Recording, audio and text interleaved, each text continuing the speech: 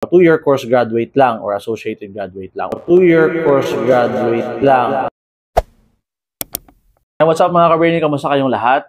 Meron lang po akong gustong ibigay na tips and advice po lalo doon sa mga kumukuha or tapos na po no, ng 2-year course or yung associate po na kurso related nga po sa aviation, mapa AMT man yan, avionics, or any 2-year course po no, na related sa aviation industry.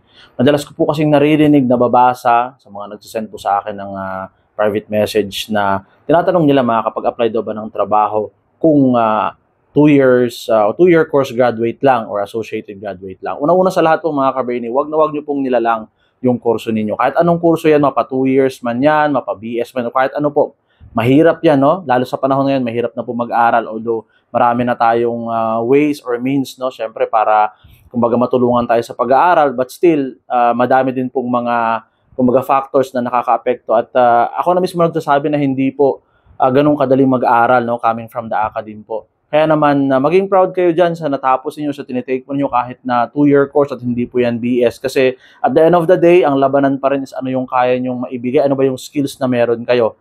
Actually, binibigay ko pong advice sa mga nakakausap po regarding nga po sa topic na to is gawin nyo po yung itong course na nakuha ninyo, kumbaga use it to your advantage po. Sa paanong paraan?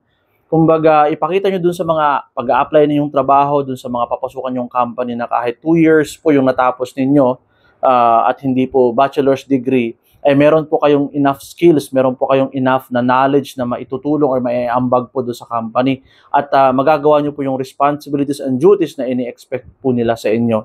So, pwede nyo pong gamitin yon to your advantage. And again, sabi ko nga kanina, napakahirap po mag-aral ngayon, no? Napakahirap po nung mga ginagawa natin. And dapat maging proud po tayo, no? Pangatawanan natin na yung course na kinuha natin ay gusto natin. Hindi ka man umabot ng 4 na taon dahil 2-year course yung kinuha mo, associate still, no? Mabibigyan ka ng lisensya, alam naman po natin lahat yan. And makakakuha ka rin ng same opportunity, especially kapag entry-level position po.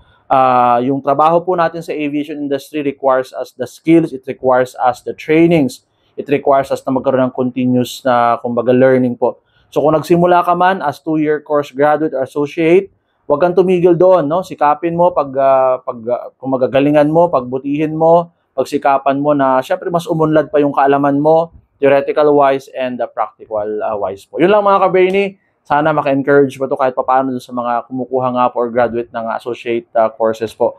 Kayang-kaya nyo po yan, naniniwala po ako sa inyo, and alam ko marami pong magpapatunay na malayo ang nararating kahit po 2-year course or associate graduate lang po. Ingat tayo mga ka-Bernie, good luck po sa inyong lahat, and maraming salamat po sa suporta. God bless us all.